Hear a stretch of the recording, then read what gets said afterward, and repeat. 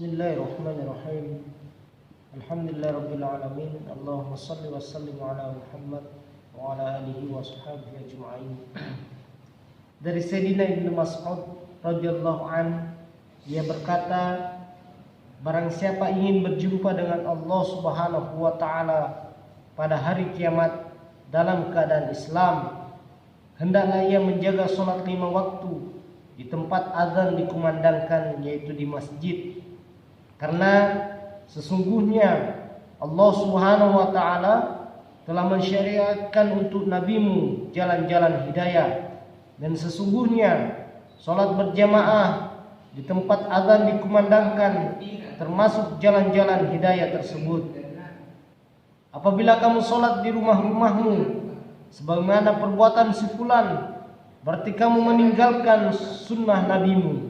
Jika kamu meninggalkan sunnah nabimu, maka tersesatlah kamu. Tiada seorang pun laki-laki yang berwudu dengan sempurna lalu pergi ke salah satu masjid, kecuali Allah Subhanahu wa taala mencatat untuk setiap langkahnya satu kebaikan, meningkatkan baginya satu derajat, dan menghapuskan baginya satu kesalahan.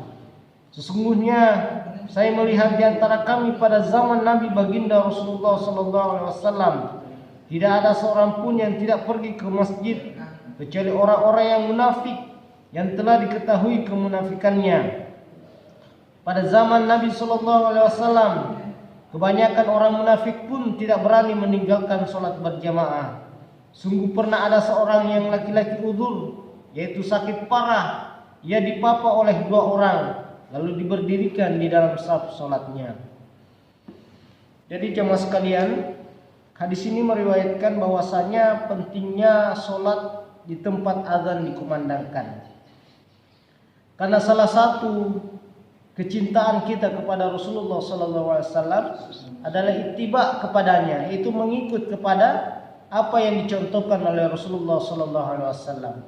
Kalau kita ingin dicintai Allah, maka ikuti Rasulullah. Kalau amalan kita ingin diterima oleh Allah Subhanahu wa taala, maka dua kriterianya, 2 syaratnya. Apa itu? Pertama ikhlas, dan yang kedua adalah sesuai dengan tuntunan Rasulullah SAW.